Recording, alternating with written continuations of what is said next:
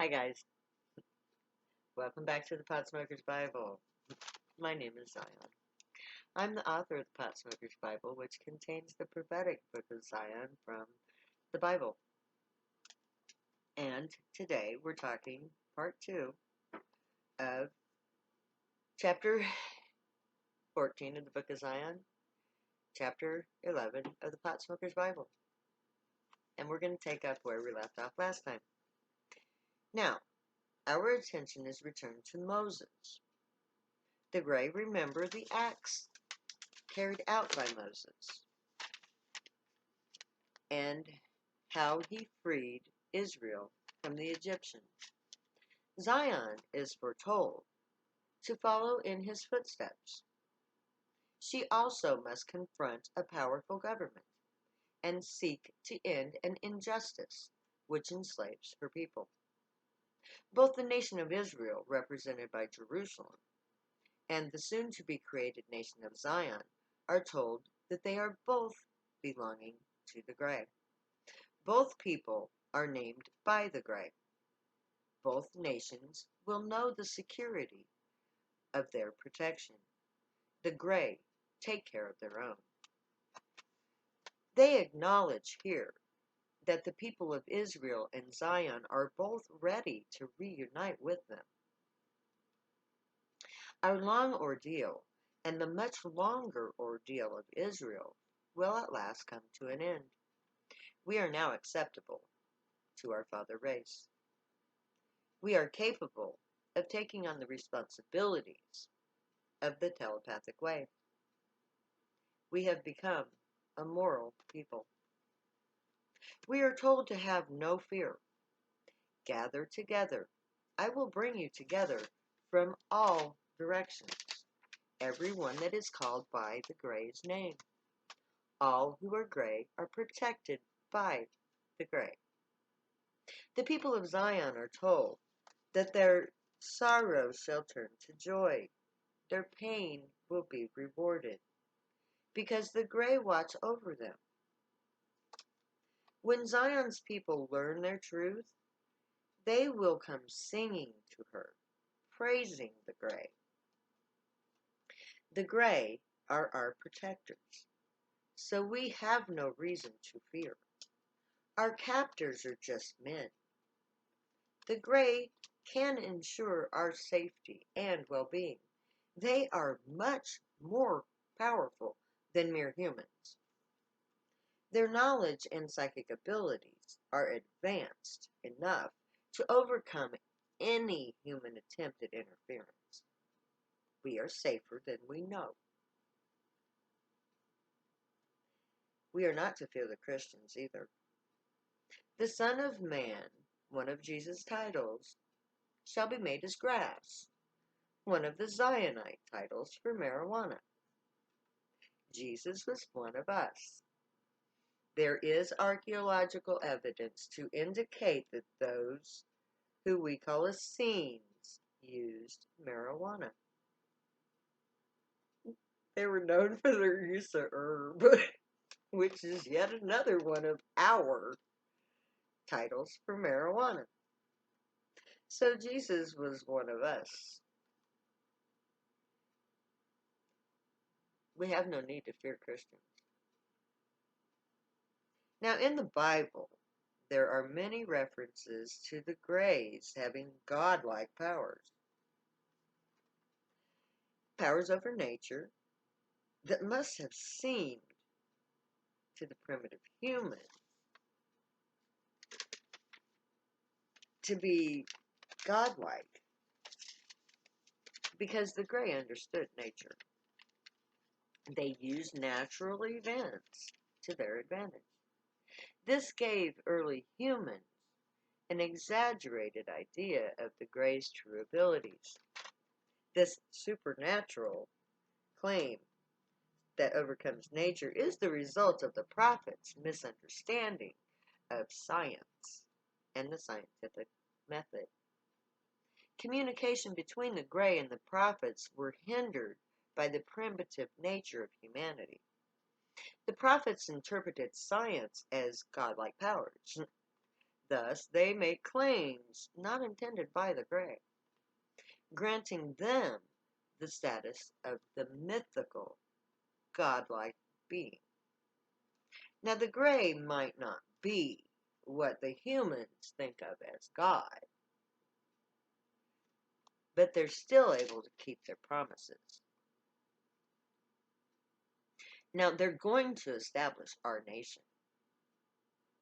The Grey created the prohibition against marijuana.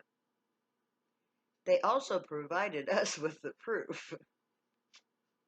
The war on drugs will end when the Grey come to make first contact. The Grey may not be the gods humans think they are, but they're still very powerful. 3,000 years ago, they foretold the creation of a nation called Zion. This nation is to be created by the alien race. Now, they are about to prove their right to be here by creating that very nation. When the prophet Isaiah speaks for us, our days of suffering will end. Our creators left us their testimonial as to our creation. They carried out their plan as foretold. The prophecy is the proof. Now, I have already allowed Isaiah to speak on my behalf. It is done. That was one of those things on my to-do list. Now, the Grey tell us to observe the Sabbath. If we set aside the Sabbath for spending time with the Grey, they will bless us. The Sabbath begins, by the way, at sundown on Friday night. It ends at sundown on Saturday night. That's our time to party. What are we supposed to do on the Sabbath? Party. We're supposed to gather together and get high. It's our quality time with the Grey. But it's more than that. We are to only spend time with the Grey. It's their day to enjoy our company. Perhaps for its own sake, but perhaps it's their time with us, so that we don't have to do our own thing. We let the Grey have this day, one day a week, to enjoy us and to have our full attention. It's their day to visit with us. Now, if we're willing to set aside this 24-hour period for the Grey, they're willing to ensure that our lives are filled with all good things, all that we need to be happy. Perhaps that's every Zionite's day to serve as priests. One day of service for a lifetime of peace.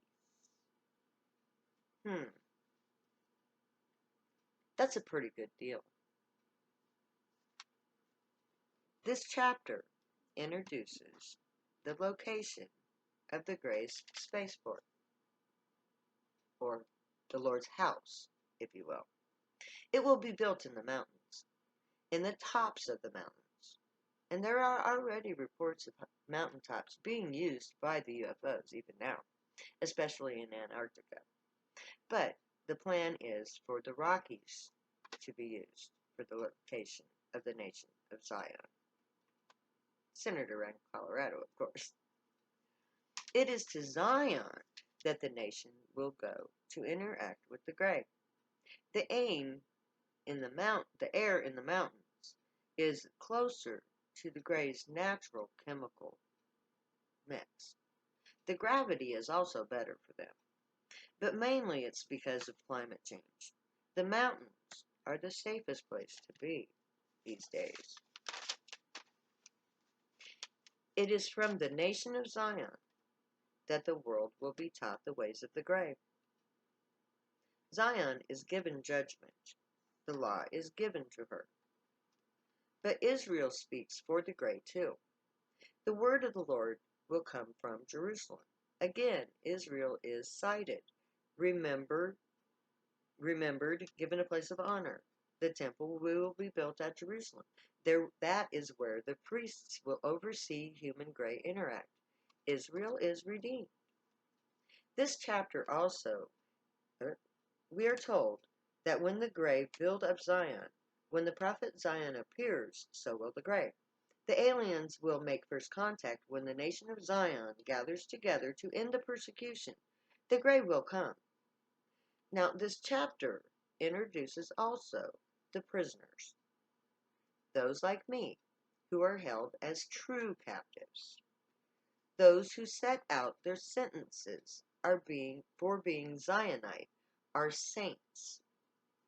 They have proven their worth to the gray. They didn't narc on anyone. They served the gray by providing drugs to other Zionites. The prisoners are acknowledged by the gray. We are told the gray inform us that our transgressions are blotted out and our sins are forgiven. The people of Zion are given a freebie.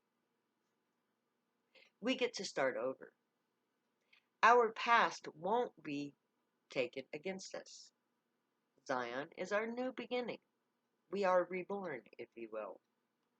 Our defense is set. The Most High God has provided us with His words so that we can free ourselves and be given a new home. And in the mountains, where we will enjoy the blessings of first contact, the gray have provided for their children, the people of Zion and Israel.